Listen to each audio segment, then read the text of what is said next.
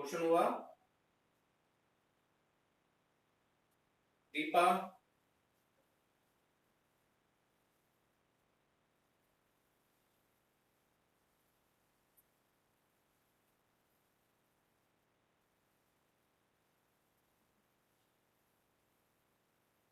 दीपा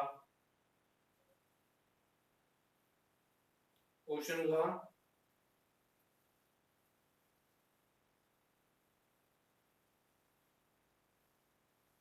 कर लेंगे, अच्छा चलिए।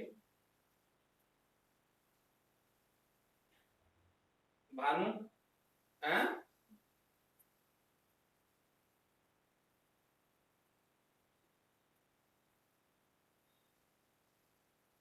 अरे वो कहाँ गया टेक्नो ब्लास्टर? आदित्य क्वेश्चन हुआ।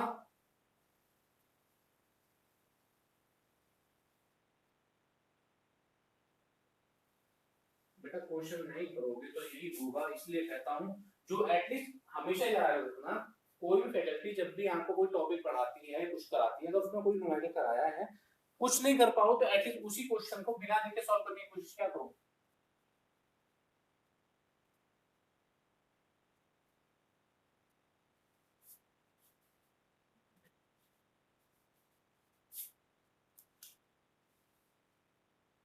मैं इसका गैंट चार्ट बना रहा हूँ, ठीक है, पहले वाले क्वेश्चन का।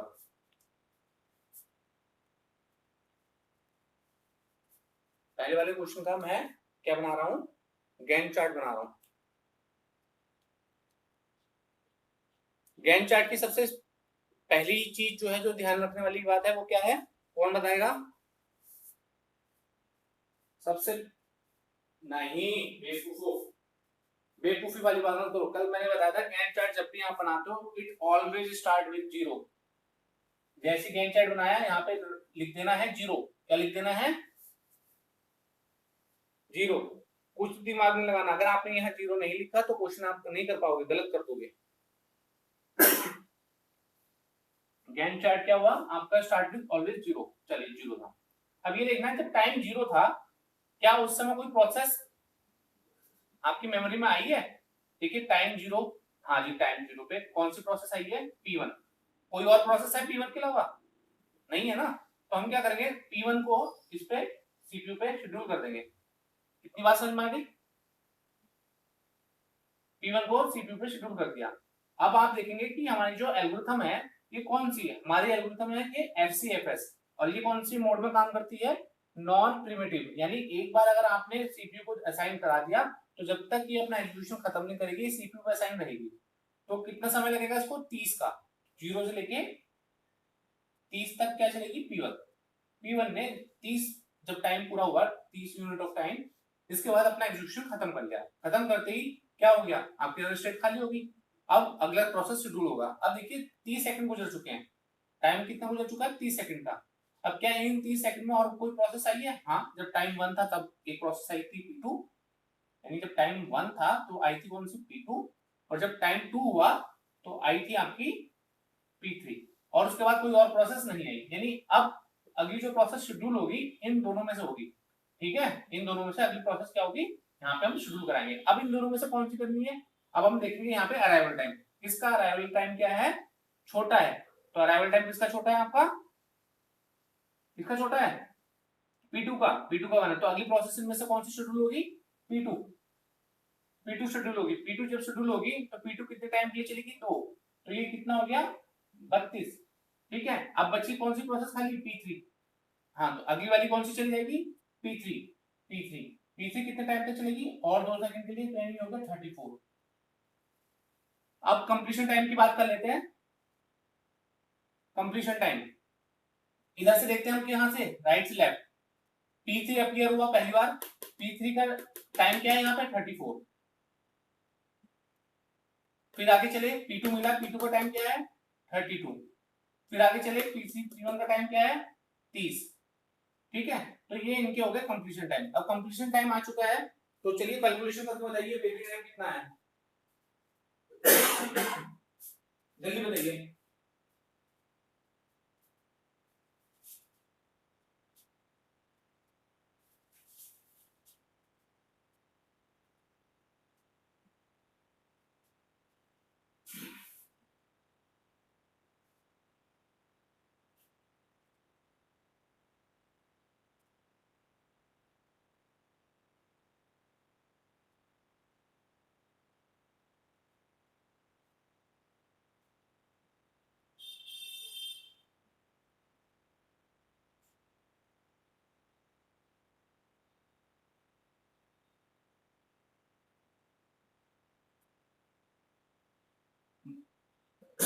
वो भी मैं करा दूंगा, वो वैसे आप कल नोट्स देखिएगा उसमें दिया हुआ है, लेकिन अगर मैं इसी क्वेश्चन को अभी मॉडिफाई करके बताऊंगा। पहले एक बार ये दोनों क्वेश्चन सॉल्व कर लो, मैं आपका ये वाला जो पॉइंट है 2 और 3 और 1 रिप्लेस कर दिया है वो मैं समझा दूंगा।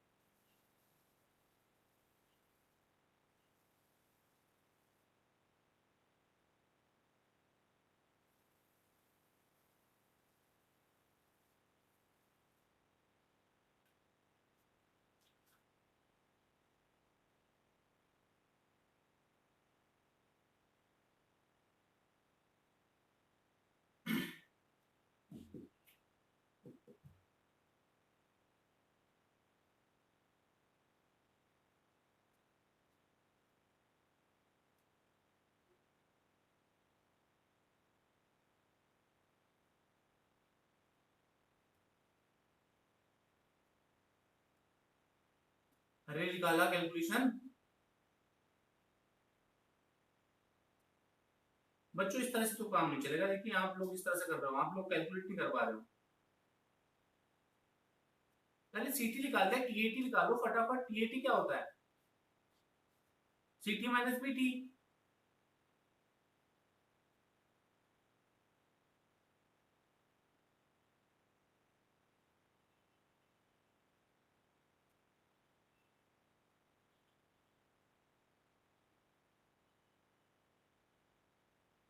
क्या है आपका?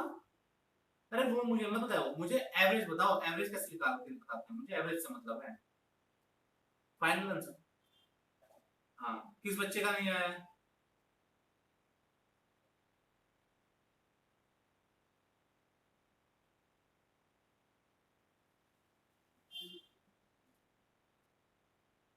आपको एक बात बोलता हूँ, आप लोग इस चीज को अदरवाइज मत लीजिएगा। आपकी ये जो करंट कंडीशंस है ना, ये कंडीशन टोटली आपकी वजह से है, खुद की वजह से। क्यों? क्योंकि आप लोगों ने अपने आप को जंग लगा लिया है।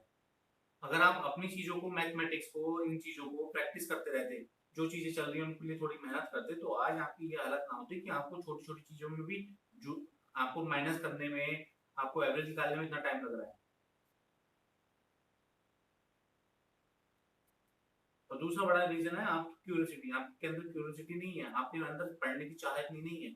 पढ़ने की चाह को डेवलप कीजिए भाई।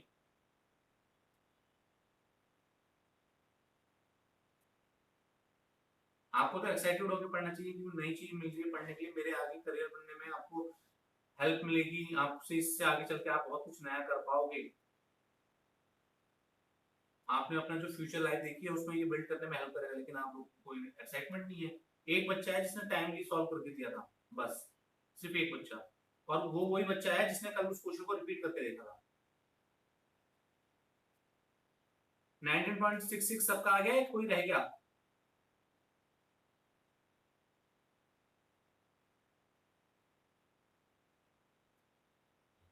कोई रह गया या नहीं रह गया? सबका हो गया?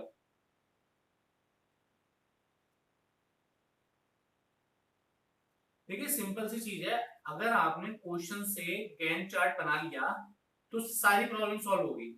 अगर ये जो चार्ट बनता है ना, ये अगर ये सही बना लिया तो सब कुछ सही हो गया।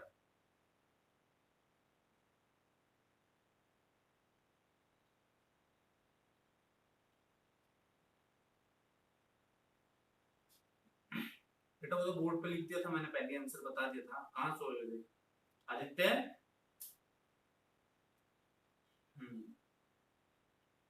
एक्टिव रहा करो, देखो बोर्ड पे भी क्या लिख रहा हूँ मैं बार बार। चलो दूसरे वाले क्वेश्चन का जल्दी सॉल्व करके बताओ, चलो कौन बताएगा? दूसरे वाले क्वेश्चन का बनाया है ना, एवरेज वेटिंग टाइम। चलिए दूसरे वाले क्वेश्चन के लिए गैंट चार्ट बनाएंगे। गैंट चार्ट बनाइए, अगर आपने गैंट चार्ट सही बना लिया तो आंसर तो सही आ ही जाएगा। जल्दी फटाफट। आज मैंने सोचा था ये चैप्टर खत्म करा दूंगा, लेकिन आप लोगों ने आज इस चैप्टर में ही इतना टाइम लगा दिया।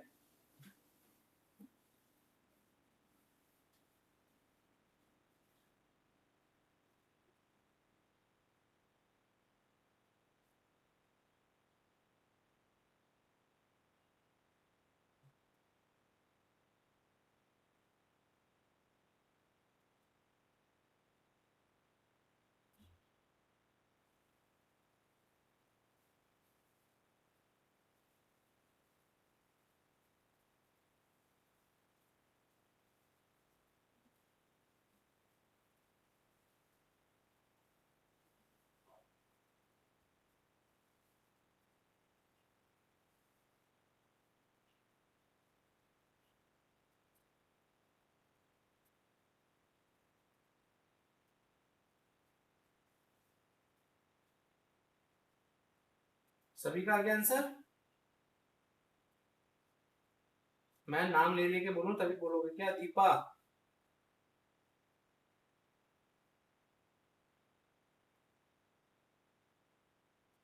स्वाति,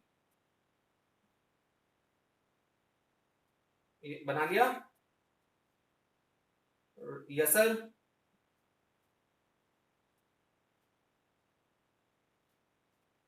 हिमांशु।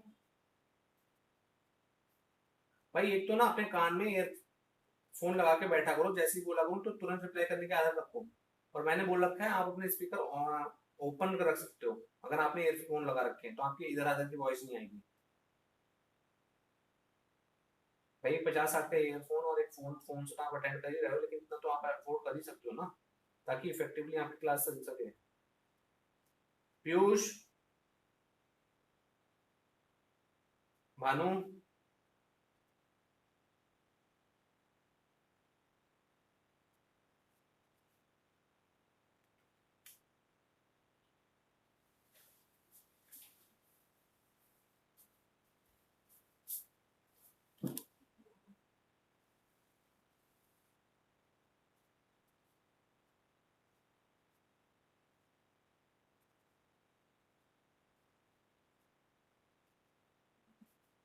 क्या सभी का यही है?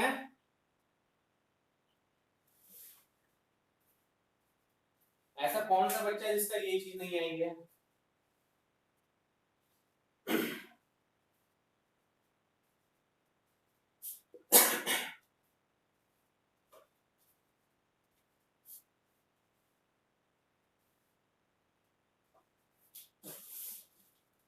भाई किसी बच्चों को डाउट है इसमें? चलो, तो यहाँ पे पहले वाले में जो एवरेज वेटिंग टाइम आया था वो था 19.66, ठीक है। यहाँ पे क्या आया 1। देखिए कितना डिफरेंस है यहाँ पे वेटिंग टाइम में। पहले वाले में कितना था? ऑलमोस्ट 20 का वेटिंग टाइम है ना।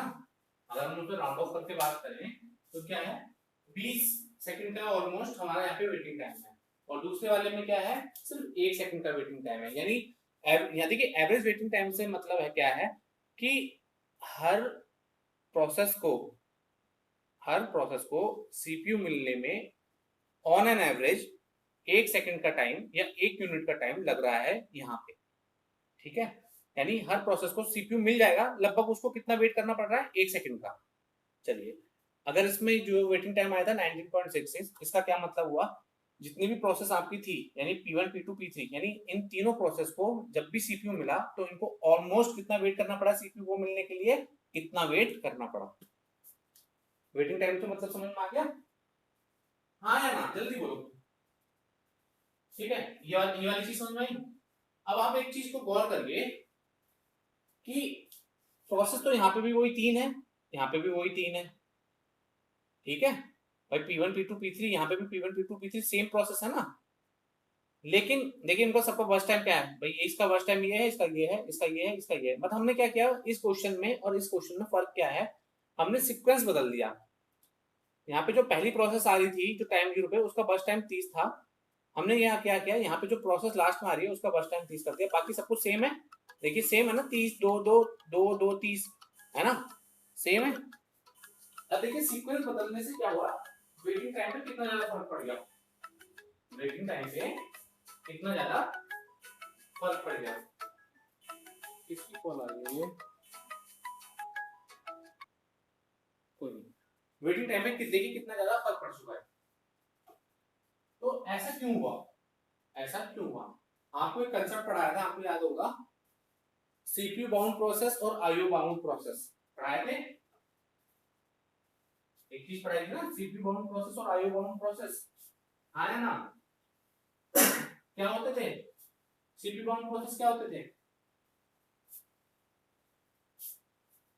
बताइए?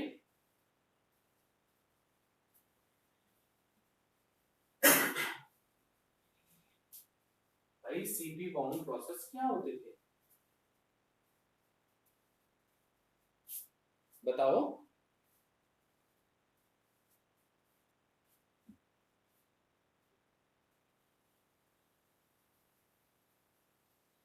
उन्होंने आईओ की कम रिक्वायरमेंट होती है, ना रिक्वायरमेंट नहीं भी होती, और ऐसे प्रोसेस जिनको आईओ की ज्यादा रिक्वायरमेंट होती है, सीपीयू की बहुत कम रिक्वायरमेंट होती है, उनको बोलते हैं आईओ बाउंड प्रोसेस। ठीक है, तो यहाँ पे देखिए हमने क्या किया, यहाँ पे देखिए प्रोसेस देखिए, इसको 30 की जरूरत है, 30 यूनिट ऑफ टाइम की जरूरत है सीपीयू पे, बाकी को 2 दोगी। यानी ये जो प्रोसेस है वो ऐसा प्रोसेस है, पहला जो हमारा P1 था यहाँ पे, जिसको सीपीयू पे बहुत ज्यादा समय की जरूरत है। ठीक है, यहाँ पे हमने क्या किया, ये वाला प्रोसेस कैसा था जिसमें सीपीयू की बहुत ज्यादा जरूरत थी, जो हमने इसमें लास्ट में रखा। अब देखिए फर्क क्या है, अगर हम ऐसा प्रोसेस जिसको सीपीयू पे लगेगा समय बहुत ज्यादा, भाई सीपीयू को बहुत ज्यादा समय लगने वाला है, उसको सबसे पहले शेड्यूल कर लेते हैं, और बाद में ऐसे प्रोसेस को शेड्यूल करते हैं जिनको लगने वाला समय क्या है सीपीयू पे बहुत कम है, तो इस केस में हमारा एवरेज टाइम बहुत ज्यादा बढ़ जाता है। ठीक है, दूसरी तरफ अगर हम ऐसा प्रोसेस जिसको सीपीयू पे लगने वाला समय बहुत ज्यादा है उसको लास्ट में शेड्यूल करते हैं, और जो प्रोसेस जिन पे कम समय लगेगा उनको पहले करते हैं, तो उनका वेटिंग टाइम क्या हो जाता है, यहाँ पे बहुत ज्यादा कम हो जाता है। इस इफेक्ट को बोला जाता है कॉनवॉय इफेक्ट। क्या बोला जाता है? Conway effect. इस चीज को बोला गया, ये जो फर्क आया इस चीज को बोला गया कॉनवॉय इफेक्ट। बाकी मैं आपको जब नोट्स दूंगा तो उसमें लिख के बताऊंगा आपको व्हाट इज कॉनवॉय इफेक्ट। ठीक है, आई बात समझ में? आए ना? एक जनरल एग्जांपल लेते हैं, चलो एक छोटा सा जनरल एग्जांपल लेते हैं। भाई आप पोस्ट ऑफिस में गए, ठीक है, आपको स्पीड पोस्ट कराना है एक डॉक्यूमेंट, आप जाके लाइन लगे, सपोज करिए वहां पे 3 लोगों की लाइन लगी हुई है, आपसे पहले 2 लोग आए हैं, आपको सिर्फ एक डॉक्यूमेंट प्रोसेस कराना है, आपसे जो अगला लगा हुआ है उसको भी 2 डॉक्यूमेंट प्रोसेस कराने हैं बस, और जो उससे आगे लगा हुआ है, यानी उन 3 लोगों में जो सबसे आगे लगा हुआ है, मान लीजिए उसको 50 डॉक्यूमेंट स्पीड पोस्ट कराने हैं, तो जो स्पीड पोस्ट कर रहा है वो तो उसी रफ्तार से स्पीड पोस्ट करेगा, भाई एक एक डॉक्यूमेंट नहीं रहा वो स्पीड पोस्ट करेगा। तो जो पहला वाला बंदा है जिसको 50 स्पीड पोस्ट कराने हैं, वो जब तक 50 अपनी स्पीड पोस्ट कराने लेगा जब तक वो लाइन से हटेगा नहीं। तो जब तक उसके सारे स्पीड पोस्ट होंगे तब तक आप लोगों को वेट करना पड़ेगा। तो आप लोगों को कितना वेट करना पड़ा, लगभग इतना लंबा समय, कितना, इतना जितनी देर में उसको 50 होते हैं। जैसे ही वो 50 करके हटेगा तो अगले वाला बंदा अपने 2 डॉक्यूमेंट फटाफट प्रोसेस कराएगा, फिर उसके बाद आपने प्रोसेस कराया, हट गया। अब इसका उल्टा सिनेरियो लेते हैं, आप लोग स्पीड पोस्ट कराने गए, आपके पास एक डॉक्यूमेंट था, आप पहले सबसे आगे लगे, उसके बाद पीछे जो लगा हुआ है उसके पास 2 डॉक्यूमेंट थे कराने के लिए, उसके बाद जो पीछे था उसको कराने थे 50। आपका डॉक्यूमेंट एक था, फटाफट हो गया प्रोसेस, हट गया आप लाइन से। अगले वाले के 2 थे, उसको भी ज्यादा समय लगा, फटाफट उसका हो गया, वो हट गया। फिर जो 50 वाला था उसने करने लगा, उसको लगा, तो 50 वाले को तो कोई फर्क नहीं पड़ा, उसको तो इतना ज्यादा लंबा वेट नहीं करना पड़ा, ना उससे अगले वाले को ना उससे वाले को। तो अगर हम इस तरह से शेड्यूल करते हैं चीजों को कि भाई जिसके पास ज्यादा काम है, जिसको बहुत ज्यादा काम की जरूरत है, उसको सबसे लास्ट में करते हैं, तो आप क्या कर सकते हो, अपना जो वेटिंग टाइम है वो घटा सकते हो। क्या कर सकते हो, अपना जो वेटिंग टाइम है उसको घटा सकते हो। तो इस चीज को बोला गया था कॉन्वॉय इफेक्ट। समझ में आई बात? आगे बात समझ में? अब मैं एक दो वेरिएशन लेने वाला हूं गैंट चार्ट की, जिससे चीजें आपको थोड़ा और समझ में आए, और उसके बाद जब अगला क्वेश्चन करेंगे तब हम इतना टाइम नहीं लगाएंगे।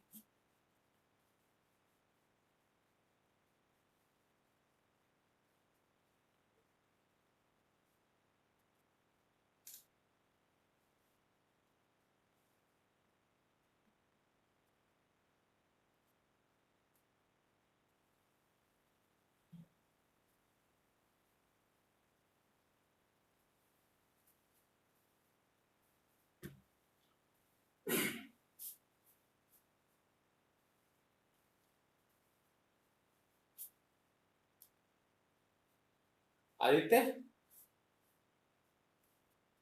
अरे वो कहाँ है, टेक ब्लास्ट क्या नाम है उसका, क्या नाम है, विनायक, हाँ। नहीं मैं ये चाह रहा था एक्चुअली, मैंने तुम्हें बताया भी था कभी, मैं कल आप सब बच्चों को बता देता हूँ। मैं पढ़ाते समय रिकॉर्डिंग करने की कोशिश कर रहा हूँ, लेकिन सोर्सेज लिमिटेड है, इस वजह से रिकॉर्डिंग रुक जाती है बार बार, या तो वॉइस नहीं आती या वीडियो रिकॉर्डिंग नहीं होती। मैं चाह रहा था कि जब मैं क्वेश्चन कोई न्यूमेरिकल इस तरह का सॉल्व कर रहा हूँ, तो मीनवाइल उतनी देर का लेक्चर आप लोग रिकॉर्ड कर लो और उसको अपलोड करके आप लोग लिंक शेयर कर दो गूगल क्लासरूम में, ताकि किसी को दिक्कत हो क्या समझाए तो उस चीज आपको समझ में आ सके। ठीक है ना? चलो बाकी मैं कोशिश करूंगा, अभी फिलहाल इसको देखते हैं, एक क्वेश्चन लेते हैं।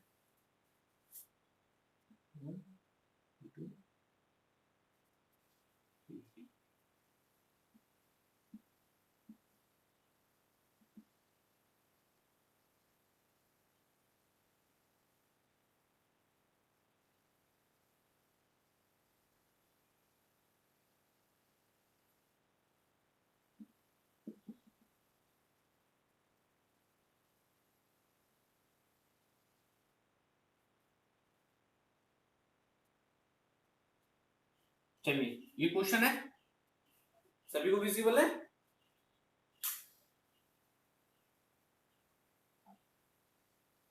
ठीक है, अब इस क्वेश्चन के लिए देखिए, अगर मैं आपसे कहूं एवरेज वेटिंग टाइम निकालिए तो सब निकाल लेंगे, क्योंकि एवरेज वेटिंग टाइम निकालने के लिए पहले आप टर्नअराउंड टाइम निकालोगे, टर्नअराउंड टाइम निकालने के लिए आप क्या निकालोगे, उससे पहले कंप्लीशन टाइम निकालोगे, और कंप्लीशन टाइम निकालने के लिए आप बनाओगे गैंट चार्ट। तो हम सिर्फ बात यहाँ पे करेंगे सिर्फ गैंट चार्ट की, बाकी तो काम सभी कर लेंगे। इस क्वेश्चन के लिए सभी लोग प्लीज गैंट चार्ट बनाइए।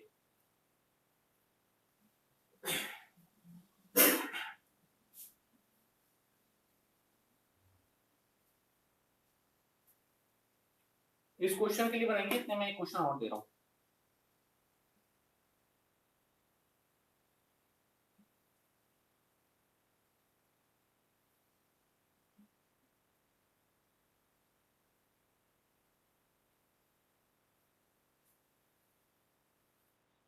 ये सारे भी एफसीएफएस भी चल रहे हैं क्वेश्चन, तो प्लीज सॉल्व करिए इसे।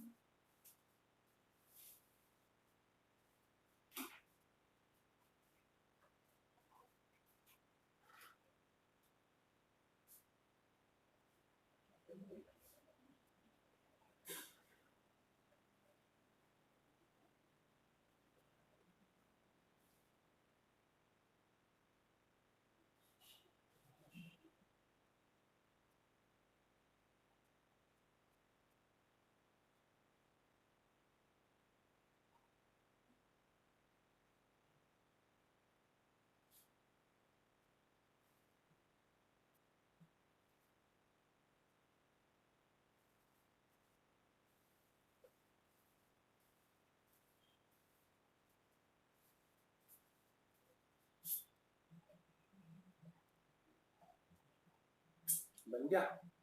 अभी अपने पास रखो, थोड़ी देर में मैं बनाता हूँ। जिसका सही होगा वो मैच कर लेना, जिसका गलत होगा वो अपना करेक्शन कर लेना।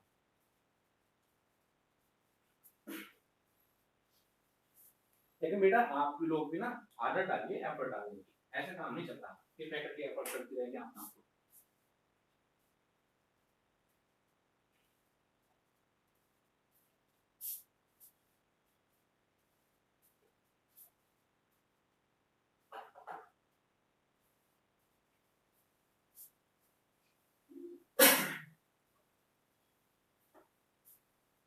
पहले का बन गया, चलो मैं पहले वाले का बनाता हूँ।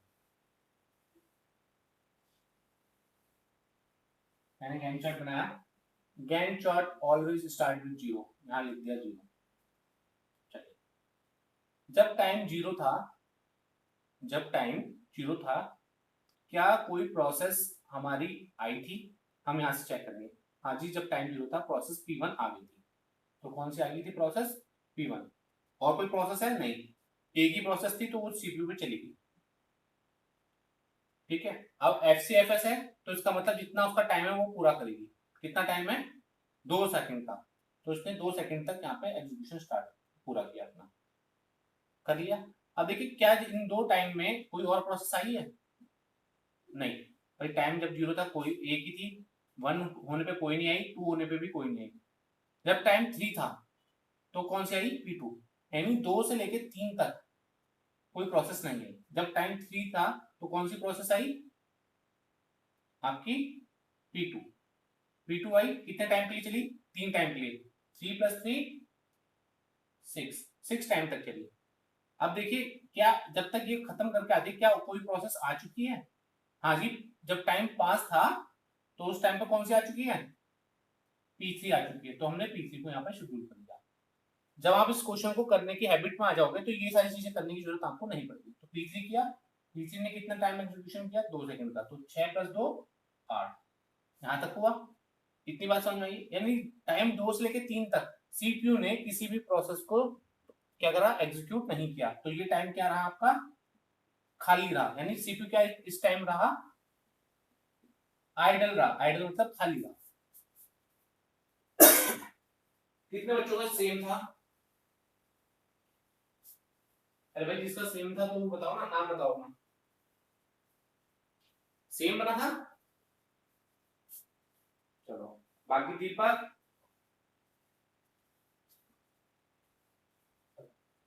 यही बनाया था तुमने, तो बोलते क्यों नहीं हो भाई, पूछ रहा हूं तो बोलने बोलने में क्या जाता है, मुंह में लड्डू लेके बैठे हो क्या। जब मैं पूछ रहा हूँ कितने बच्चों का सेम था तो एक बच्चा बोल रहा है कि हाँ जी मेरा सेम था, बाकी बेटा मेरे को नहीं पता चलेगा जब तक आप अपने आप से नहीं बताओगे। भाई मैं यहाँ पे ऑनलाइन कॉल पे हूँ, मुझे थोड़ी आपके चेहरे दिख रहे हैं, आपको बताना पड़ेगा कि आपको आ गया नहीं आया, कैसे हुआ कैसे नहीं।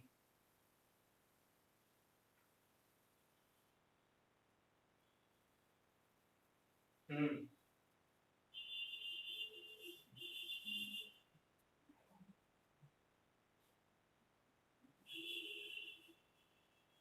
नहीं नहीं नहीं, 5 और 6 का तो देखिए मैंने आपको एग्जाम्पल लिया भाई, यहाँ से लेके यहाँ तक 6 सेकंड गुजर चुके हैं, तो जब 5वां सेकंड था तो उस समय P3 एग्जिस्टेंस में आ गई थी, यानी मेमोरी में आ गई थी। इसको हटा दो, मैं आपको बोल सकता हूँ कि भाई जब तक 6 टाइम हो इस दौरान P3 आ चुकी थी यहाँ पे। वो तो आपको बताने के लिए क्या था कि भाई हर सेकंड ऑफ टाइम पे जैसे जैसे सेकंड 1 मिनट ऑफ टाइम बढ़ता चला जा रहा है कि क्या क्या एक्टिविटी हो रही है।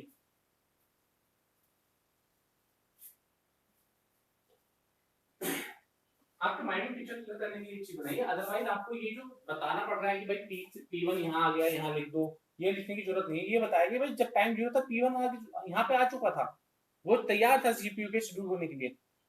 अगर सीपीयू शायद खाली है तो उसको शेड्यूल कर देंगे। अब देखिए यहाँ पे जब टाइम था 5 तो क्या था, P3 आ चुका था, लेकिन P2 अभी भी एग्जीक्यूशन में था, इसलिए P3 को असाइन नहीं कर सकते थे हम।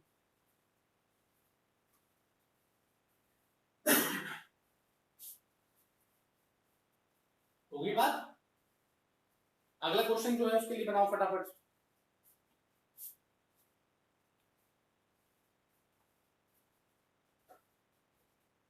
बताइए, बनाओ जल्दी।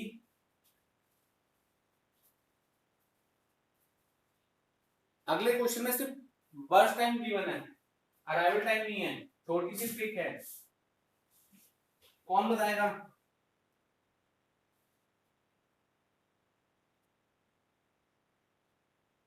बताओ भाई कौन बताएगा बच्चों।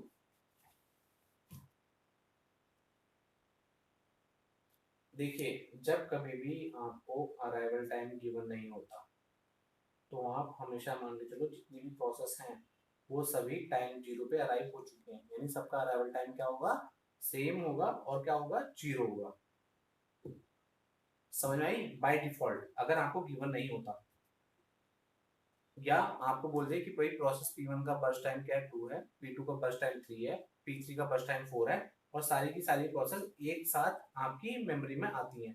तो एक साथ आने का मतलब क्या है, सारी एक ही समय पे आई हैं, और वो समय अगर आपको गिवन नहीं है तो उसका मतलब क्या है, टाइम 0। आई बात समझ में। तो इस केस में अराइवल टाइम सबका क्या होगा, P1 का भी 0 होगा, P2 का भी 0 होगा, P3 का भी 0 होगा। ठीक है, आई बात समझ में। तो इस केस में भाई किस बच्चों की बात समझ में नहीं आई, भाई अगर आपको अराइवल टाइम नहीं गिवन है तो देन इन दैट केस आप सबका अराइवल टाइम 0 मान के यानी सेम टाइम मान के अज्यूम करके चलो। कितनी बात समझ में आ गई? चलो एक लास्ट क्वेश्चन, एक लास्ट वेरिएशन और है जो पॉसिबल हो सकता है, वो और बता रहा हूँ। आप लोगों ने इतने क्वेश्चन कर लिए हैं, आपसे एग्जाम में नहीं पूछे जाते, लेकिन ये आपको पता होना चाहिए कि सीपीयू पर किस तरह से शेड्यूल हो रहा है। वो आपको समझने के लिए गैंट चार्ट बनाना पड़ेगा, और गैंट चार्ट बनाने के लिए कंसेप्ट पढ़ने पड़ेंगे, अदरवाइज थ्योरी में आपको ये चीज समझ में नहीं आती। एक क्वेश्चन लास्ट है प्लीज, उसको मैं चाहूंगा आप लोग सभी करके दें। इस क्वेश्चन में ही चेंज कर दे रहा हूँ मैं।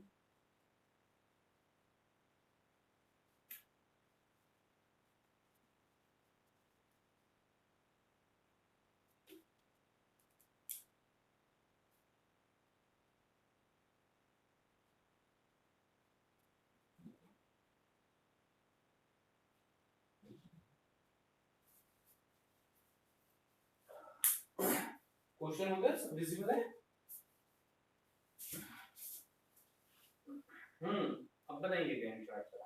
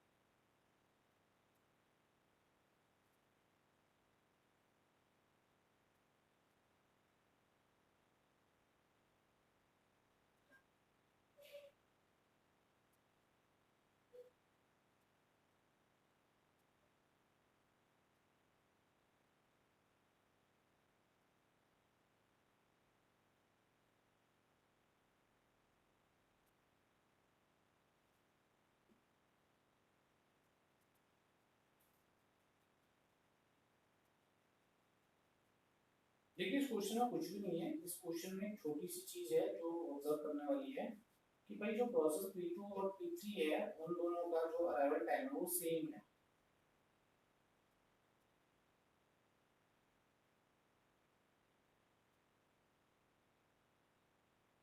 है ना?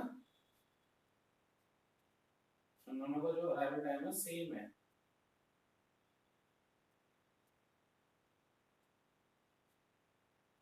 अभी जो अभी क्वेश्चन मैंने बताया था जो मैंने मिटा दिया अभी, जिसमें मैं पूछ रहा था कि सारे प्रोसेस जो हैं जिसका अराइवल टाइम गिवन नहीं था, उसमें सारे प्रोसेस एक साथ आ जाते हैं, यानी P2 P1 P2 P3 एक साथ आ गए, है ना? बताया था ना अभी। अब बताओ जब सारे प्रोसेस एक साथ आ गए तो कौन से प्रोसेस को आप पहले शेड्यूल करोगे? तो तीन प्रोसेस एक साथ आ गए टाइम के रूप में। अब समस्या ये है ना किसको शेड्यूल करना है, वो तो आप लोगों ने पूछा नहीं था, इसलिए मैंने इस क्वेश्चन में ये चेंज किया। चलो एक चीज आपको ये समझ में आ गई कि अराइवल टाइम अगर गिवन नहीं है तो उसका मतलब अराइवल टाइम क्या है, जीरो, सारे एक प्रोसेस एक साथ आ गए। लेकिन उसमें भी क्वेश्चन ये राइज होता है जब सारे एक प्रोसेस एक साथ आ गए तो भैया सीपीयू पे कौन सा जाएगा पहले?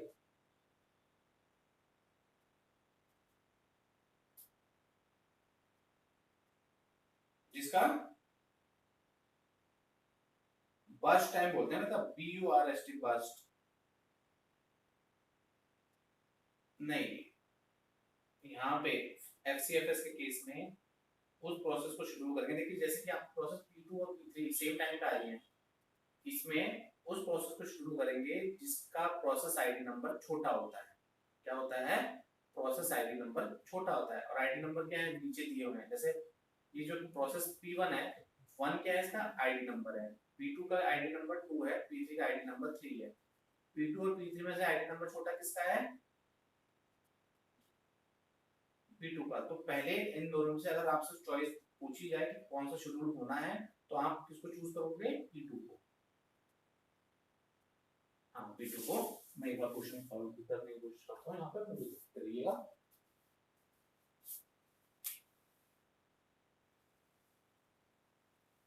जब टाइम गैंट चार्ट बनाया सबसे पहले 0 लिख दिया।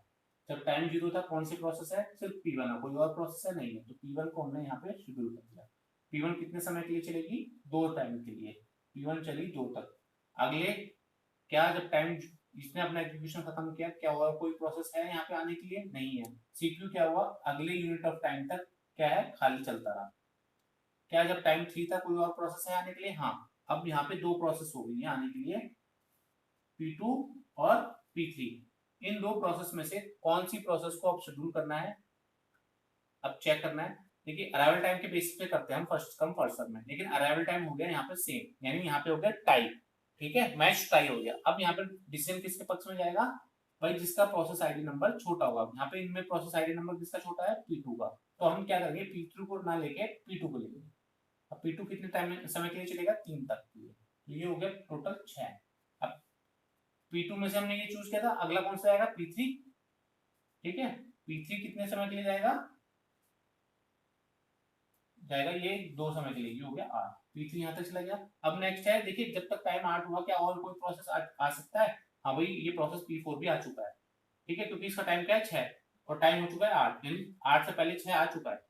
तो अब क्या होगा, आप किसको असाइन कराओगे, P4 को। P4 कितने समय के लिए चलेगा, 2 के लिए, ये हो गया 10 तक। यही बना है सबका।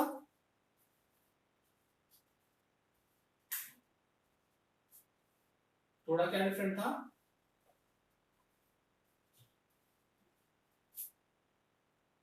अराइवल टाइम नोटिस नहीं किया था बेटा। नोटिस बेटा, अगर आपने अराइवल टाइम, मेरी बात सुनिए, अगर आपने अराइवल टाइम नोटिस नहीं किया तो आपने ये क्वेश्चन सॉल्व कैसे किया, क्योंकि आपका जो क्वेश्चन का बेसिक है, हाँ जी, आइडल टाइम। बेटा आइडल टाइम आपको तो सिर्फ समय के हिसाब से चलना है, और एल्गोरिथम की जो आपका जो कंसेप्ट है उसके हिसाब से चलना है। बाकी ये क्या है आपका आइडल टाइम। ठीक है, तो अब हम, ये है एफसीएफएस की जितनी वेरिएशन थी वो मैंने आपको बता दी है। अब हम एफसीएफएस का क्विक रिवीजन कर लेते हैं, उसके बाद ये वाली एल्गोरिथम हमारी खत्म। मैं आपको सिर्फ 2 एल्गोरिथम और बताऊंगा, बाकी की थ्योरी थ्योरी है, नहीं पूछे जाते हैं आपसे। अच्छा, एग्जाम में क्वेश्चन कैसे आता है आपका, मोस्टली जो क्वेश्चन आते हैं वो इस तरह से आते हैं कि भाई सीपीयू शेड्यूलिंग क्या है और टाइप ऑफ सीपीयू शेड्यूलिंग बताइए। तो उस केस में आपको सीपीयू शेड्यूलिंग बतानी पड़ेगी, तो उसकी टाइप्स में एल्गोरिथम जो है एफसीएफएस और ये 4-5 एल्गोरिथम वो बतानी पड़ेगी, कि थ्योरी बतानी पड़ेगी।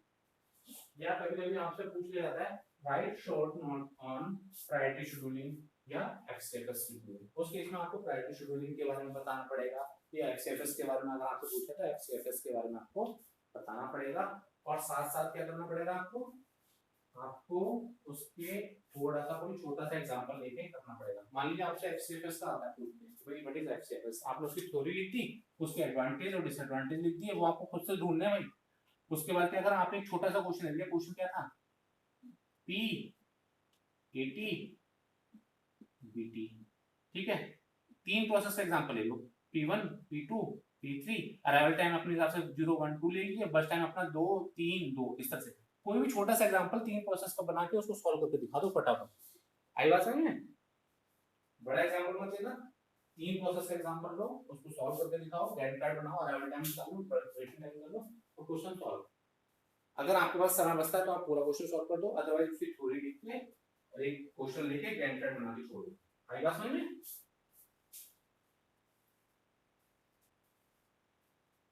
ठीक है। और अगर ऑब्जेक्टिव टाइप क्वेश्चन आया तो हो सकता है आपसे इस तरह से पूछ लिया जाए भाई कि आपको एफसीएफएस का एक क्वेश्चन दे दिया और उसका वेटिंग टाइम पूछ लिया, अवेलेबल टाइम पूछ लिया, कुछ भी तरह से पूछ सकता है, ऑब्जेक्टिव में ऑप्शन दे दिए। तो ये था एफसीएफएस की बात करते हैं, एफसीएफएस एल्गोरिथम की। तो सबसे पहले बात करते हैं इसके मोड की। कितने तरह के मोड होते हैं, 2 तरह के मोड होते हैं, प्रीएम्प्टिव और नॉन प्रीएम्प्टिव। ठीक है, प्रीएम्प्टिव नॉन प्रीएम्प्टिव। एफसीएफएस हमेशा नॉन प्रीएम्प्टिव मोड में काम करती है, प्रीएम्प्टिव मोड में वो कभी काम नहीं करती। ठीक है, दूसरी बात करते हैं क्राइटेरिया। क्राइटेरिया का मतलब है किस कंसेप्ट पे वो प्रोसेस को शेड्यूल कराती है, प्रोसेस का सिलेक्शन करती है। क्राइटेरिया क्या है आपका यहाँ पे, अराइवल टाइम। हम अराइवल टाइम के बेसिस पे तो शेड्यूल करा रहे हैं, क्यों बच्चों? हाँ या ना तो बोलो। If 80 is seen for 2 or more process, then schedule process according to lowest process ID। अगर अराइवल टाइम किन्हीं भी दो प्रोसेस का या उससे ज्यादा प्रोसेस का सेम होता है तो उस केस में उनकी जो प्रोसेस आईडी है उसके अकॉर्डिंग शेड्यूल कराएंगे, और जो लोएस्ट प्रोसेस आईडी है उसको हम सिलेक्ट करेंगे। तो क्राइटेरिया समझ में आ गया? हाँ बच्चों, चाहे तो उसका स्क्रीनशॉट ले लो।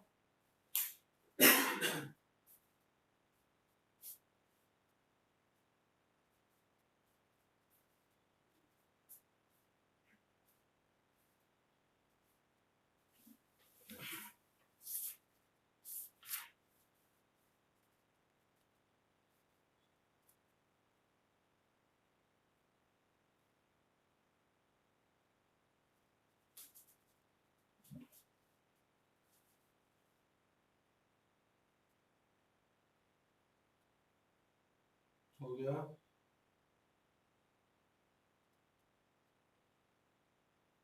चलो, मैं आपको बस एक दिया एल्गोरिथम पढ़ाऊंगा एसजीएफ, उसके बाद पढ़ाऊंगा प्रायोरिटी शेड्यूलिंग, उसके अलावा ये क्वेश्चन नहीं कराऊंगा। हालांकि क्वेश्चन और भी है कराने के लिए, बड़ा इंटरेस्टिंग आती है, जिसको बोलते हैं टाइम क्वांटम। आपने वो पढ़ा था ना?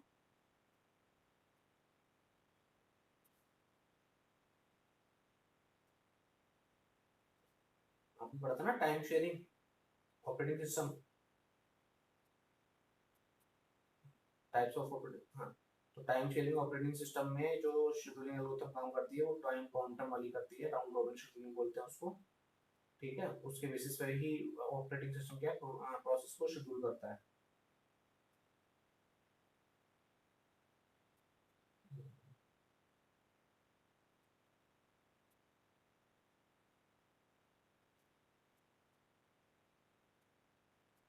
चलो, अब बात करते हैं अगली शेड्यूलिंग एल्गोरिथम की, जिसको बोलते हैं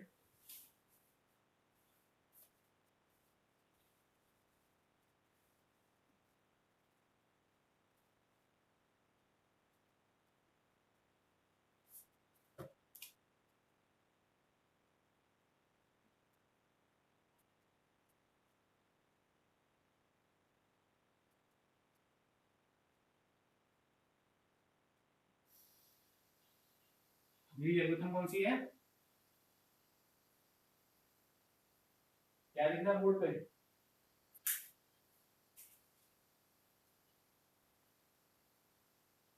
शॉर्टेस्ट जॉब फर्स्ट, यानी ऐसा प्रोसेस जिसको सीपीयू पे लगने वाला समय कम चाहिए, पहले हम उसको शेड्यूल कराएंगे। आप इसको इस तरह से ले सकते हो कि भाई आपके पास 10 काम है करने के लिए, उन 10 काम में को अलग अलग समय लगता है, किसी को 1 घंटे लगने हैं, किसी को 1 घंटा लगना है, किसी को 4 घंटे लगना है, किसी को 20 घंटे लगना है। तो भाई हम सबसे पहले उस प्रोसेस को उठाएंगे जिसको लगने वाला समय सबसे कम होगा, फिर उसके बाद अगले प्रोसेस को उठाएंगे जिसमें जो बचे हुए प्रोसेस है उसमें लगने वाला समय कम है, एंड सो ऑन। तो यहाँ पे यही कंसेप्ट फॉलो किया जाता है। अब यहाँ पे भी हम देखिए हर एल्गोरिथम के लिए दो चीजें होंगी, उसका मोड क्या है, उसका क्राइटेरिया क्या है। अब बात करते हैं यहाँ पे,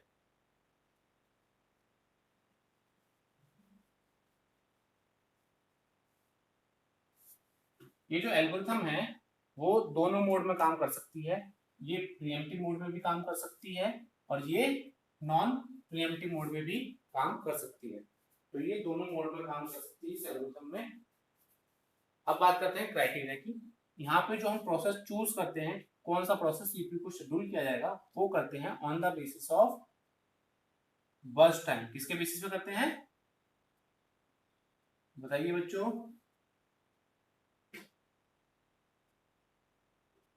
बर्स्ट टाइम के लिए।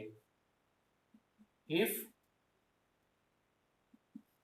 अब जैसे वहां पे क्या अराइवल टाइम सेम हो गया था कुछ प्रोसेस के लिए, यहाँ पे बर्स्ट टाइम भी तो सेम हो सकता है, हो सकता है ना?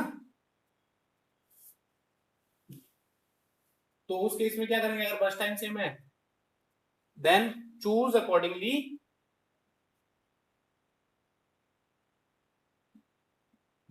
Accordingly arrival time. तब हम उस केस में अराइवल टाइम के बेस पे देखेंगे। आई बात समझ में?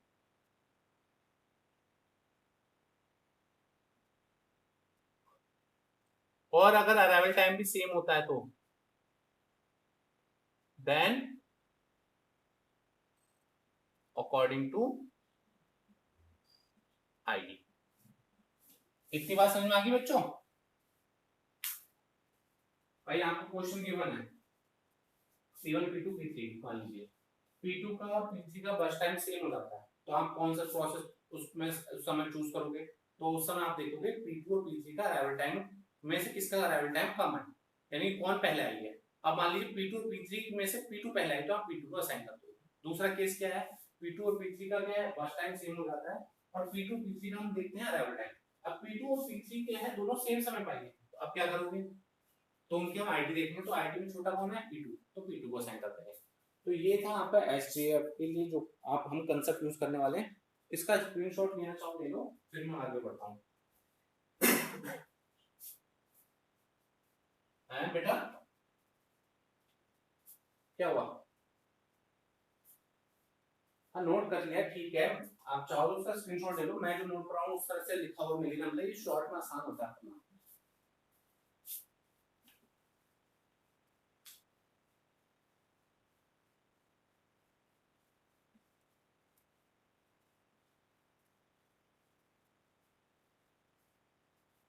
ओके,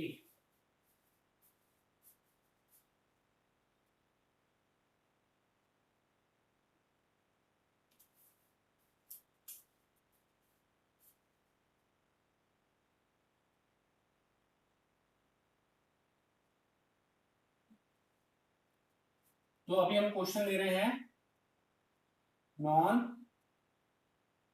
प्रिएम्प्टिव मोड के लिए। किस मोड के लिए क्वेश्चन कर रहे हैं हम? नॉन प्रिएम्प्टिव मोड के लिए।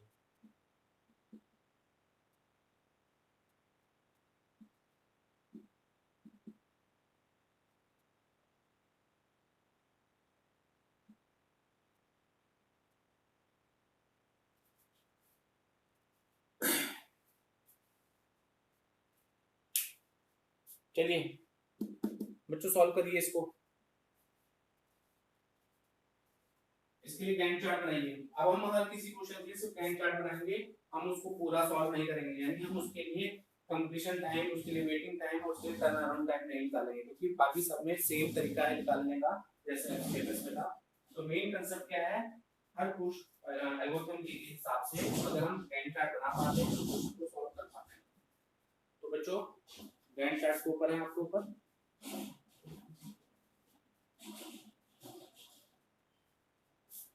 किसने क्वेश्चन करना शुरू कर दिया है?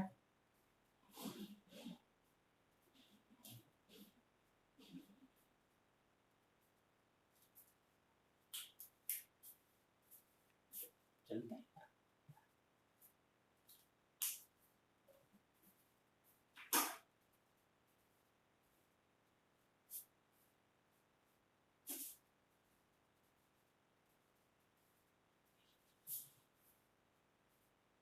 अरे बच्चों स्पीडली बनाओ यार।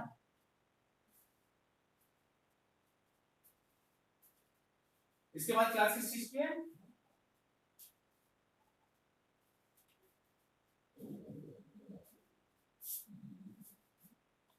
वो तो कैंसिल हो गई ना शायद।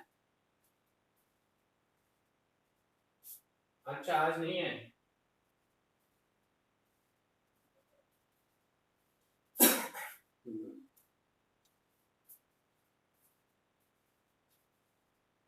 कौन थोड़ा नेक्स्ट नंबर ले सकते हैं?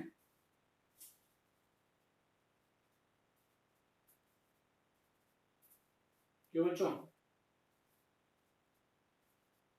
तो ये एल्गोरिथम थोड़ा खत्म ही करा लेते हैं यार, चैप्टर 2 खत्म हो जाएगा, फिर अगले चैप्टर को मूव करेंगे, क्योंकि आपको पता है कि एग्जाम आपके होने हैं 15 से 17 तारीख तक, लास्ट आपका सिलेबस होना है।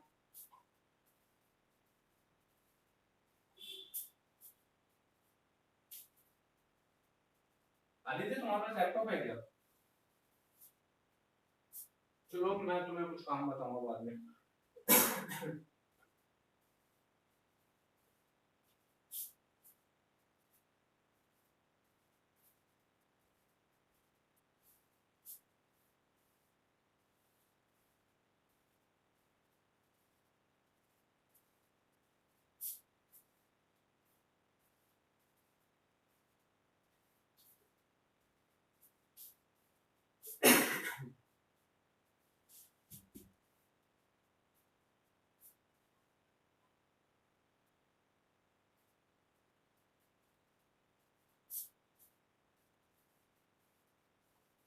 बन गया?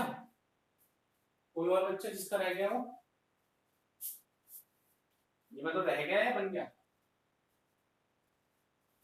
बेटा ढंग से आपकी आवाज नहीं आती। यस सर, आपकी भी आवाज नहीं आती, ना सतीश की आती, बस 2-4 बच्चे ही बोलते हैं। हाँ तो बेटा हो गया है तो बताइए ना उसको, ऐसे थोड़ी पता चलेगा। मैं मुझे तो सब बच्चों को एक साथ लेके चलना ना, जो बच्चे नहीं बोल रहे थे मुझे क्या पता चलेगा, मुझे तो बुलवाना पड़ेगा उनको नाम ले लेके। हिमांशु,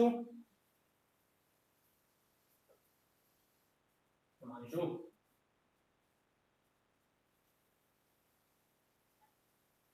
हुआ नहीं हुआ? हो गया है।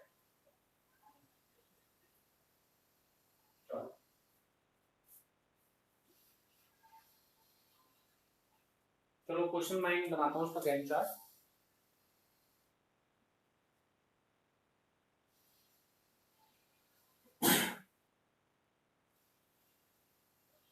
टाइम जीरो, टाइम जीरो पे कोई प्रोसेस आई थी? हाँ यस, P1 आई हुई है, तो हमने P1 को यहाँ शुरू कर दिया। मोड कौन सा है? नॉन प्रीएम्प्टिव, यानी ये लगातार चल सकता है। तो टाइम जीरो पे P1 आ गई, अब ये लगातार चल रहा है, तो कितने टाइम तक चलेगा? 2 टाइम तक, यानी P1 ने अपना एग्जीक्यूशन खत्म कर दिया। चलिए, अब जब टाइम 2 था, क्या और कोई प्रोसेस आई है? यस, टाइम 2 तक ये दोनों प्रोसेस P1, P2 और P3 हमारी यहाँ पे आ चुकी है, यानी P2 और P3 हमारी यहाँ पे आ चुकी है। अब इन दोनों में से कौन सा सेलेक्ट करना है? कौन सा सेलेक्ट करेंगे? अब हम देखेंगे इनका बर्स्ट टाइम। बर्स्ट टाइम किसका ज्यादा है? P2 का। P3 का कम है, तो हम क्या करते हैं, इसका बर्स्ट टाइम छोटा होता है उसको लेते हैं, तो यहाँ पे हम किसको लेंगे? P3 को लेंगे। ठीक है, P3 को लेंगे। P3 कितने टाइम के लिए चलेगी? 1 टाइम के लिए, तो यही हो गया 3। P3 ने अपना एग्जीक्यूशन खत्म कर लिया, तो अभी बची कौन सी आपकी? यहाँ पे P2। P3 खत्म हो चुकी थी यहाँ से। अब देखिए, जब तक इसने अपना खत्म किया, यानी टाइम 3 पे, इस टाइम पे P4 भी यहाँ पे आ चुकी है, यानी P2 के साथ साथ अब कंपटीशन में कौन कौन सी आ गई है? P4 भी आ गई। अभी ये दो आ चुकी है, इनमें से कौन सी शेड्यूल होगी? अब देखिए, जिसका लोएस्ट बर्स्ट टाइम है, लोएस्ट किसका बर्स्ट टाइम है? V4 का, तो P4 यहाँ पे सेलेक्ट हो जाएगी, P2 अभी भी सेलेक्ट नहीं हो पाई। ठीक है, P4 कितने टाइम के लिए चलेगी? 2 के लिए, 3 2 5, खत्म हो गई। अब बची अकेली कौन सी? P2। अब P2 यहाँ पे आ जाएगी, कितने टाइम तक चलेगी? 3 तक, तो ये होगी कितने? 8। ये हो गया आपका गैंट चार्ट। कितने बच्चों को सेम था? कौन है वो महानुभाव जिसका सेम था मेरे से? आदित्य। बाकी और बच्चों ने भी आवाज उठाई थी कि आंसर बन गया। किसका सेम था, किसका नहीं? क्यों नहीं था सेम बेटा?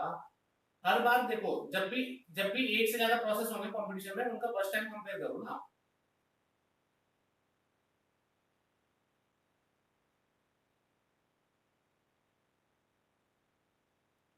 नहीं नहीं, देखो देखो, एक बात हो, सुनो मेरी बात।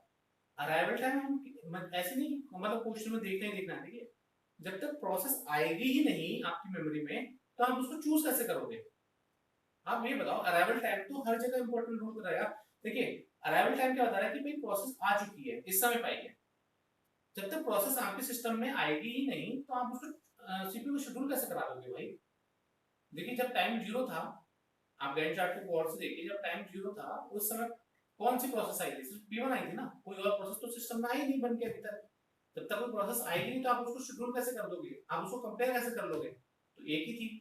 जब टाइम 2 सेकंड गुजर चुके थे तो उस समय कितनी प्रोसेस आ चुकी थी आपके सिस्टम में? आपकी प्रोसेस आ चुकी थी P2 और P3, P4 थोड़ी आई थी उस समय तक। तो आप P2 और P3 में तो कंपैरिजन करोगे। आप क्वेश्चन को सिस्टमैटिक देखिए, कंसेप्ट के हिसाब से देखिए। इसलिए मैंने कल के लेक्चर में बार बार प्रोसेस स्टेट डायग्राम बना के समझाया था।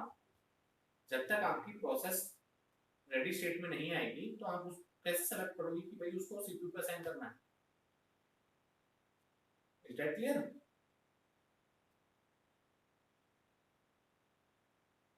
मैं अभी भी आपको ये कह रहा हूँ, एग्जाम में आपको कोई लगे कि भाई न्यूमेरिकल आएंगे, इस तरह से न्यूमेरिकल आपके एग्जाम में पिछले कुछ सालों से तो आज तक आए देखे नहीं मिले। लेकिन अगर आपको समझ चाहिए कि भाई हम किसी भी तरह से कैसे प्रोसेस को शेड्यूल किया जा रहा है, किस तरह से अच्छे से समझें, कंसेप्चुअल लेवल समझें, इंजीनियरिंग पर्पज से समझें, तो आपको इसको थोड़ा सा समय देना पड़ेगा, आपको थोड़ा सा देखना पड़ेगा, तो आपको ये चीजें समझ में आ जाएगी। और इतने इसके लिए कोई ज्यादा समय नहीं है, ये आपका करंट टॉपिक चल रहा है, 1 या 2 दिन इसको अच्छे से देखिए, आपको ये आ जाएगा, उसके बाद इसको आगे देखने की जरूरत नहीं है आपको।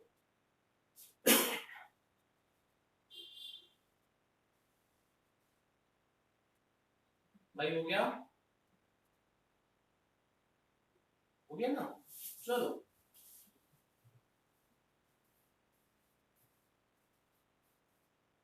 अगर मैं इस क्वेश्चन में ये कर देता हूं 3 और 3, तो जैसे P2 और P3 में से हमने जो ये सेलेक्ट करके हमने यहाँ पे चूज किया था, कौन सा किया था? P3। तो अब कौन सा चूज होगा यहाँ पे?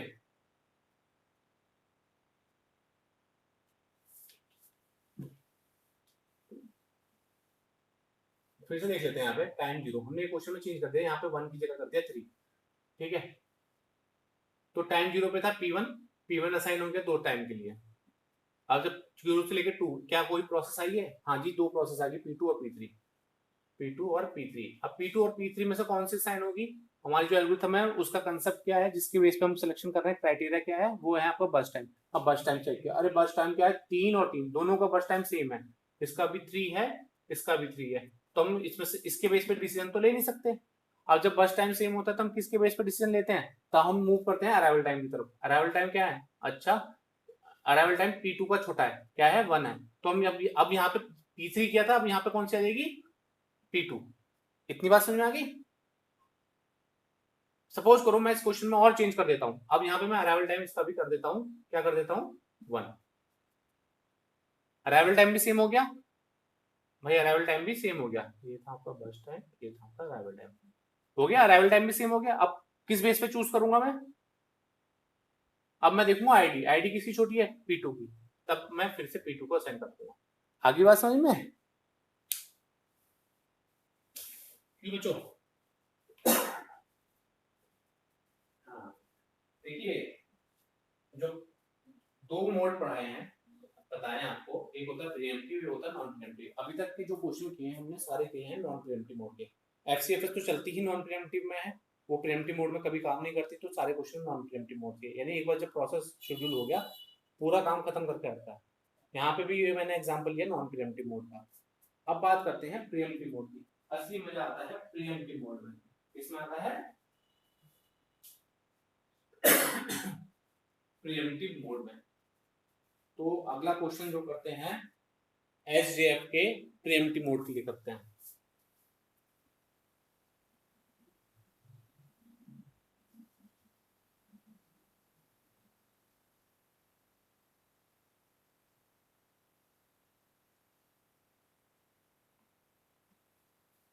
अरे ये हटा नहीं,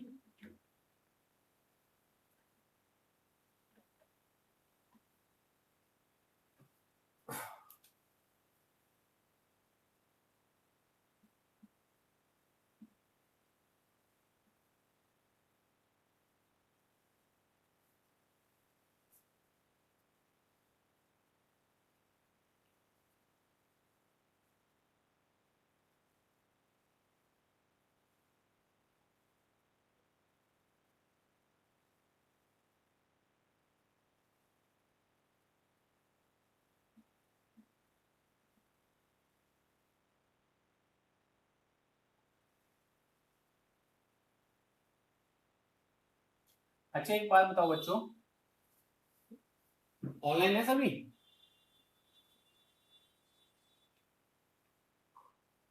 अगर मैं यहाँ पे इस क्वेश्चन में से नॉर्मल एचजीएफ के क्वेश्चन में अराइवल टाइम हटा दूं तो उसका क्या मतलब हुआ?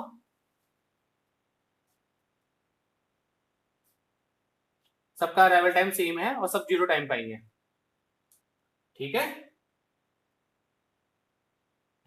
तो उस केस में जैसे ही बस टाइम आपका मैच होता है, दो बस टाइम आपका टाई होता है, तो आपको सिंपल क्या करना है, आपको सीधा देखना है प्रोसेस आईडी, क्योंकि अराइवल टाइम तो सबका ही सेम है। ओके, ये हो गया आपका 4, ये ले लेते हैं 2, और ये ले लेते हैं आपके,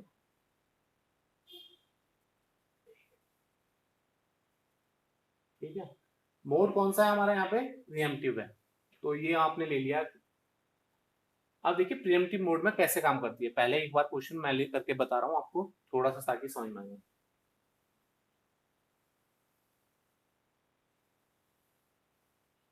टाइम 0 विजिबल है सभी को?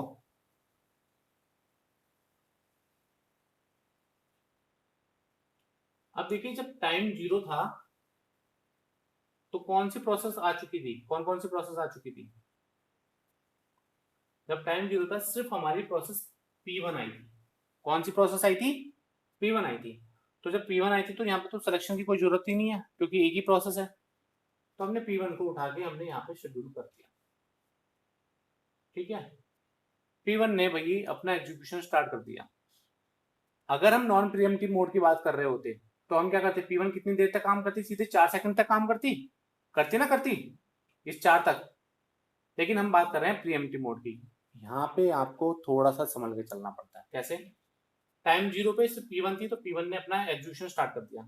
जब टाइम हुआ 1, क्या कोई और प्रोसेस आई? क्या कोई और प्रोसेस आई? अरे टाइम 1 पे आई ना P2। अब टाइम 1 पे P2 भी आ चुकी, टाइम 1 पे P2 भी आ चुकी, और P1 क्या है? सीपीयू को असाइन है, यानी P2 रेडी स्टेट में आ चुकी है और P1 अभी किस में है? रन स्टेट में चल रही है। तो P1 ने अपना कितना टाइम का एग्जीक्यूशन खत्म कर लिया अभी तक? 1 का। तो अब P1 3 सेकंड और काम करेगी अभी, ठीक है? 1 सेकंड चल रही ना यहाँ पे, ये 0 से 1 तक 1 सेकंड चल रही, तो मैंने 1 सेकंड यहाँ घटा लिया, 3 बचा। अब देखिए जब P2 आ चुकी है, P3 यहाँ पे है, P2 आ चुकी है और P1 आपकी रनिंग स्टेट में है, तो आप क्या करोगे? इन दोनों का बस टाइम कंपेयर करोगे। तो P2 का बस टाइम कितना है? 2, और P1 का बचा हुआ कितना बस टाइम है? 3। इन दोनों में से छोटा बस टाइम किसका है? किसका है छोटा बस टाइम?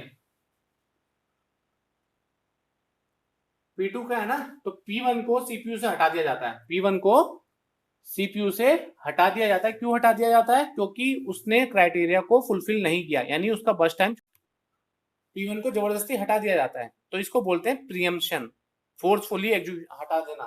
तो P1 को हटा दिया, P1 बाहर आ गया, अब किसको असाइन कर दिया? P2 को, ठीक है? अब किसको आ गया? P2 को। अब P1 भी किस में है? आपकी रेडी स्टेट में आ चुका है। किसमें आ चुका है? रेडी स्टेट में P1 भी आ चुका है। अब P2 ने भी अपना एग्जीक्यूशन खत्म किया, स्टार्ट किया आगे। जैसे थोड़ी देर आगे चला, जैसे टाइम 2 हुआ, जैसे टाइम 2 हुआ, क्या कोई और प्रोसेस आ सकता है? हाँ, P3 आ रहा है, तो यहाँ पे P3 और आ गया, P3 आ गया। तो P2 ने भी कितना टाइम चला? सिर्फ 1 सेकंड चला ना, तो 1 सेकंड इसमें से यहाँ घटा देते हैं, अब बचा 1, ठीक है? अब P3 आया, P3 का बस टाइम कितना है? 1 है। P3 का बस टाइम क्या है? 1 है। तो ये दोनों बस टाइम क्या है? कंपेयर हुए, यहाँ पे हो गए टाई। अब क्या करेंगे? टाई होता है तो अराइवल टाइम चेक करते हैं, अराइवल टाइम किसका काम है? P2 का। तो भाई P2 अपना एग्जीक्यूशन कंटिन्यू रखेगा। एसजेएफ है, इसके दो मोड होते हैं, प्रीएम्प्टिव और नॉन प्रीएम्प्टिव, ठीक है? अगर ये नॉन प्रीएम्प्टिव मोड में काम करती है तो इसको हम एसजेएफ ही बोलते हैं, और अगर ये प्रीएम्प्टिव मोड में काम करती है तो इसको एक और नाम दिया जाता है, वो बोलते हैं SRTF। इसकी फुल फॉर्म होती है शॉर्टेस्ट रिमेनिंग टाइम फर्स्ट, ठीक है।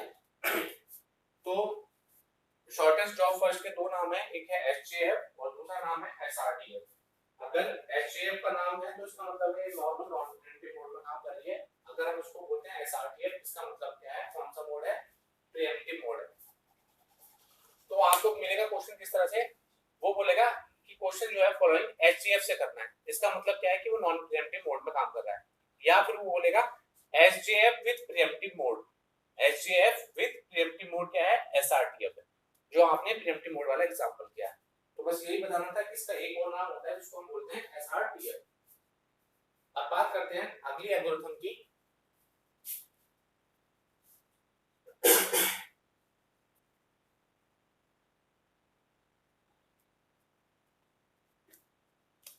उसको बोलते हैं प्रायोरिटी शेड्यूलिंग।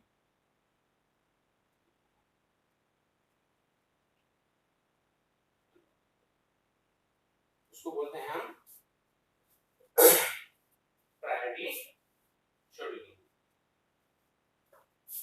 प्रायोरिटी शेड्यूलिंग में भी क्या होता है आपका,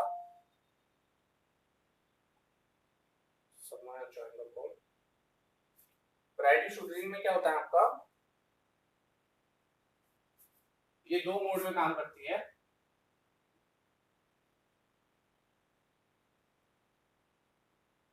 प्रिएम्प्टिव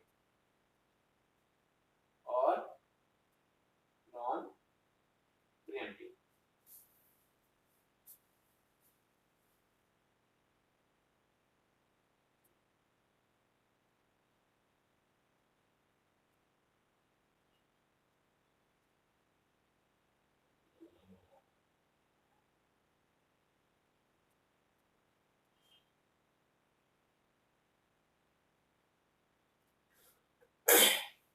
ठीक है। और यहाँ पे जो क्राइटेरिया होता है वो होता है आपका प्रायोरिटी। मतलब जब आपको क्वेश्चन गिवन दिया होगा, क्वेश्चन बताया जाएगा, तो वहां पे हर प्रोसेस के लिए एक उसकी प्रायोरिटी बताई जाएगी। क्या बताई जाएगी, क्या बताई जाएगी, इसकी प्रायोरिटी बताई जाएगी। फॉर एग्जांपल आपका क्वेश्चन क्या है, हम क्वेश्चन लेते हैं process arrival time, burst time और प्रायोरिटी।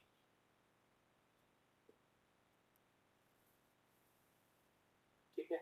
मान लीजिए प्रोसेस आपका P1 है, P2 है, P3 है, अराइवल टाइम है 0 1 2 4 2 3 और प्रायोरिटी है आपकी 1 3 2।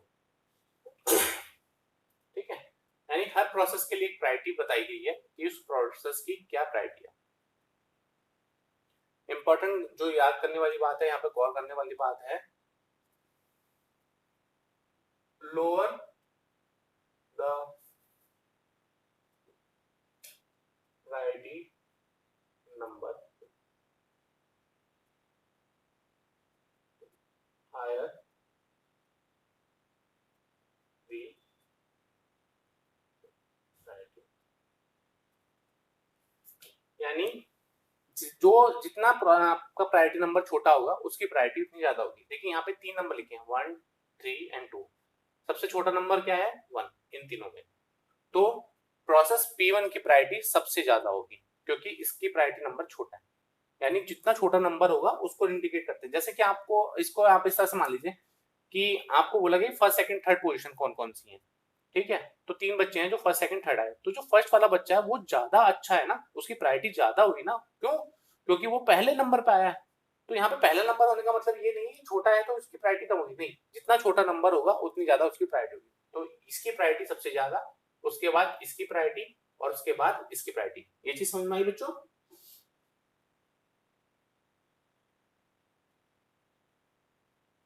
ठीक है।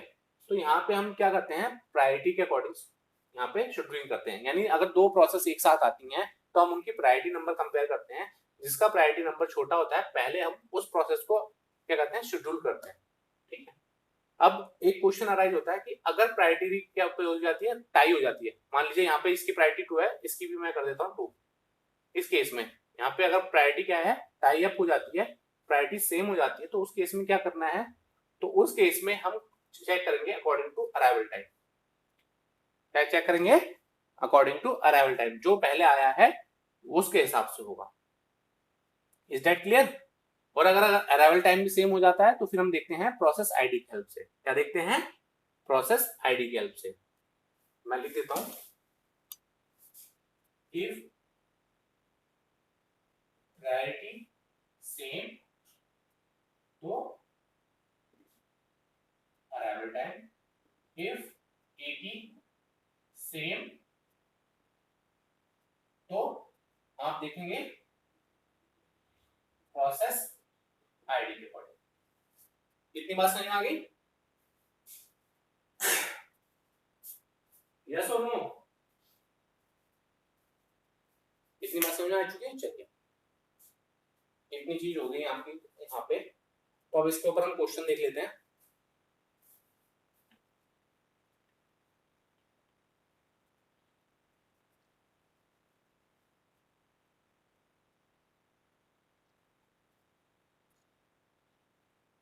ये क्वेश्चन है, इसको देख लेते हैं। इसके लिए गैंट चार्ट बनाते हैं। अभी हम बात कर रहे हैं यहाँ पे नॉन प्रीएम्प्टिव की। पहले हम एग्जांपल ले रहे हैं नॉन प्रीएम्प्टिव, इसकी बात कर रहे हैं नॉन प्रीएम्प्टिव की।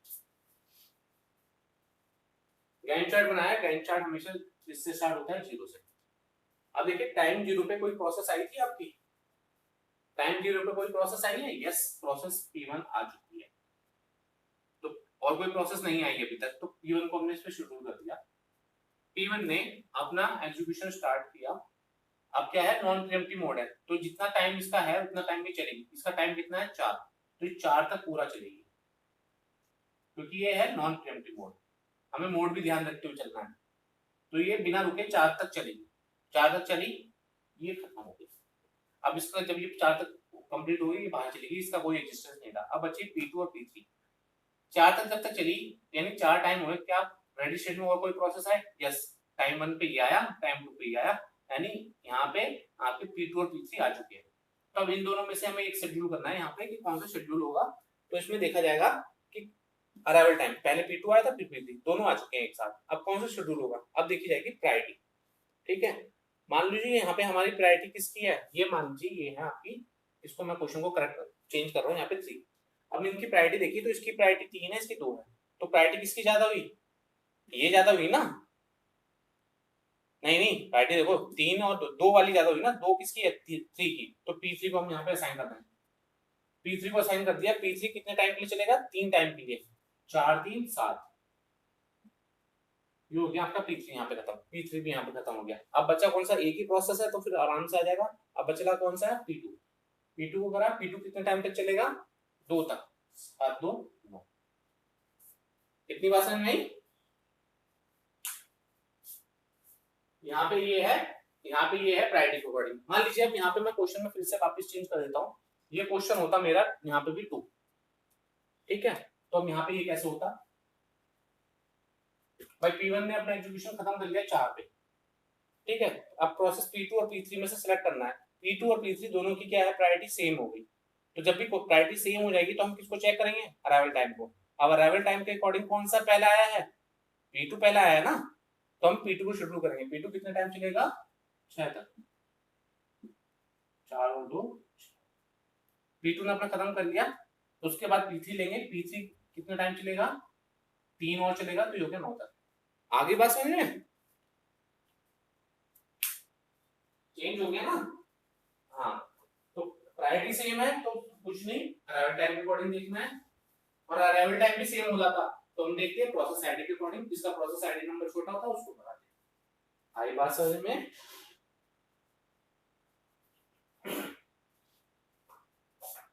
चलो, तो ये था आपका नॉन प्रीएम्प्टिव का एग्जांपल। अब देखते हैं प्रीएम्प्टिव का एग्जांपल।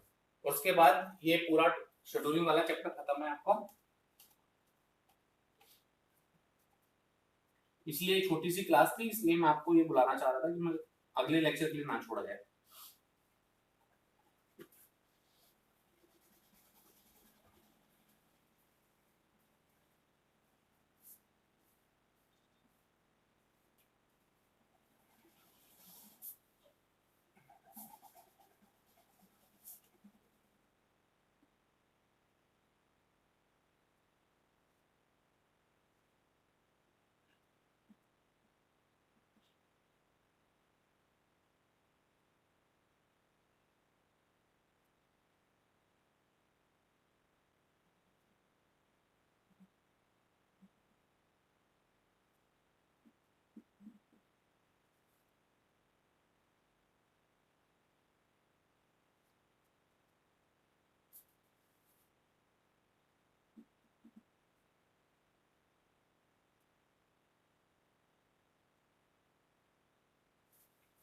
क्वेश्चन दिया हुआ मैंने आपको, अराइवल टाइम दिया, वर्स्ट टाइम दिया, प्रायोरिटी लिख दी है। अब इस क्वेश्चन को सॉल्व करना है, इसके लिए हम गैंट चार्ट बनाएंगे इसका।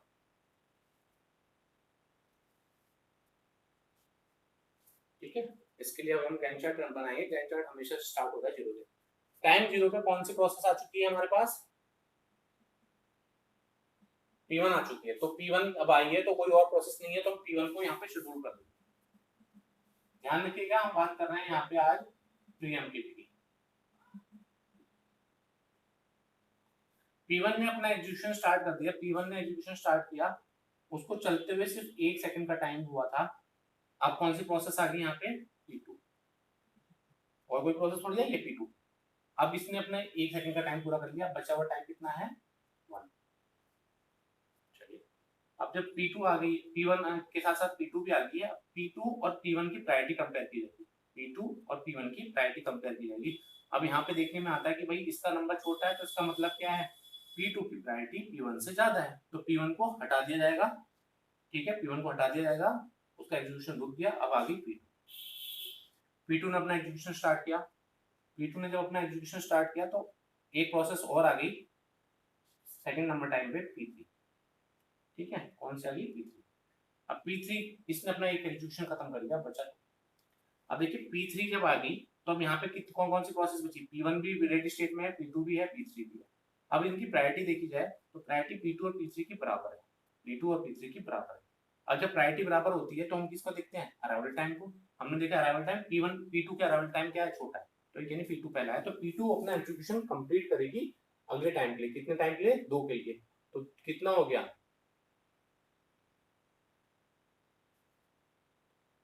4 तक कंप्लीट किया, P2 ने अपना खत्म किया, P2 यहाँ पे 0 करके चली। अब बचे दो प्रोसेस, P1 और P3। अब इनका क्या है? P1 और P3 में से कौन सा सेलेक्ट होगा? अब इनकी देखी जाएगी फिर से प्रायोरिटी। प्रायोरिटी वाइज P3 क्या है? ज्यादा सुपीरियर है, क्योंकि इसकी प्रायोरिटी नंबर छोटा है। तो जब इसका प्रायोरिटी नंबर छोटा है, तो P3 को असाइन कर दिया। P3 कितने टाइम के लिए चलेगा? 2 के लिए, 4 और 2 6। ठीक है, P3 ने भी अपना खत्म किया, चला गया। अब बचा हुआ क्या है? P1। P1 अपना एग्जीक्यूशन खत्म करेगा, और P1 एग्जीक्यूशन खत्म करने के बाद अब कितना बचेगा? इसका 7।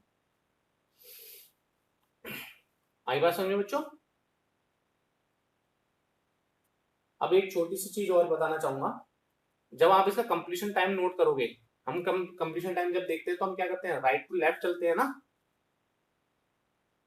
अब देखिए P1 2 बार आ रहा है, यहां भी और यहां भी, तो कंप्लीशन टाइम में P1 का क्या लिखा जाएगा? 1 लिखा जाएगा या 7 लिखा जाएगा? 7 लिखा जाएगा, क्योंकि राइट टू लेफ्ट चलने में पहली बार हमें P1 कब मिला? यहां मिला ना।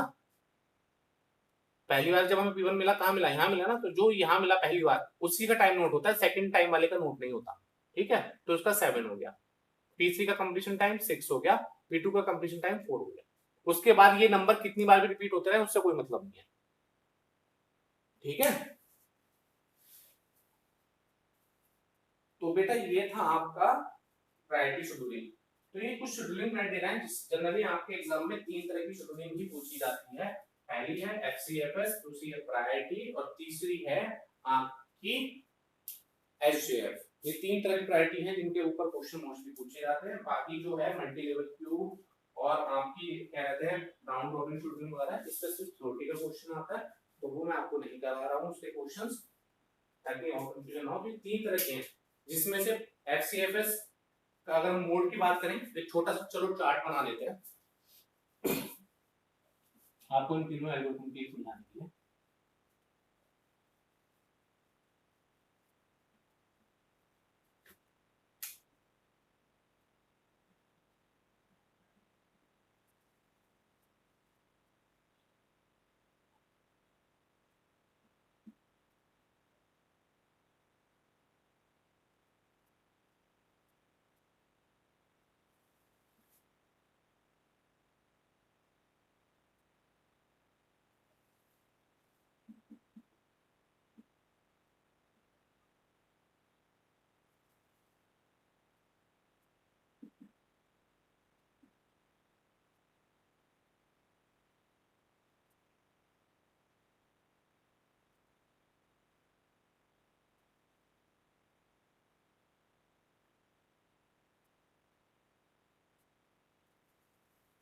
पहली थी हमारी एल्गोरिथम एफसीएफएस। एफसीएफएस क्या है आपका, सिर्फ नॉन प्रीएम्प्टिव मोड में काम करती है, प्रीएम्प्टिव मोड में कभी काम नहीं करती। और यहाँ पे क्राइटेरिया क्या है जिसके बेस पे हम सेलेक्ट करते थे एफसीएफएस में, किस बेस पे सेलेक्ट करते थे बच्चों?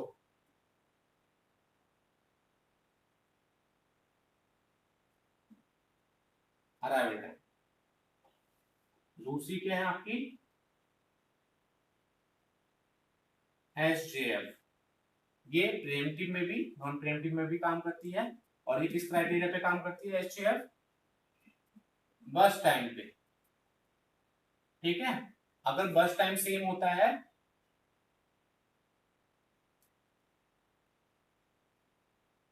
तो अराइवल टाइम देखते हैं, अगर ये भी सेम होता है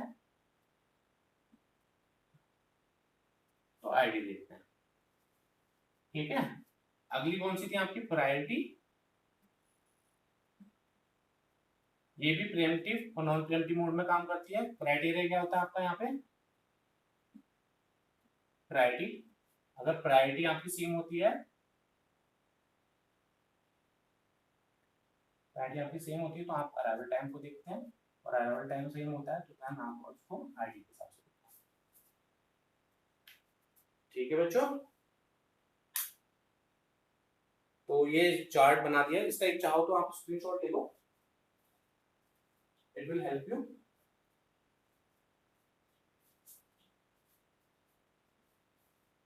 तो ये समराइज कर दिया मैंने, एंड में आपको आसान रहेगा। तो ये आज का लेक्चर यहीं खत्म होता है। लेक्चर के बाद हम अपना फीडबैक दे दीजिएगा। फीडबैक क्या करना, अटेंडेंस भर दीजिएगा। ठीक है, दोबारा से लिंक ओपन करके दोबारा से अटेंडेंस फिल कर दीजिए।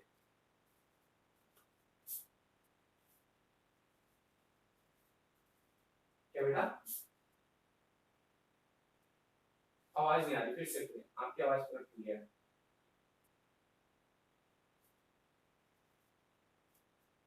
पहले तो 2 बार भर चुके हो, चलो अगर किसी ने 2 बार पहले भर दी तो कोई दिक्कत नहीं है। ठीक है, चलिए मिलते हैं अगले हफ्ते।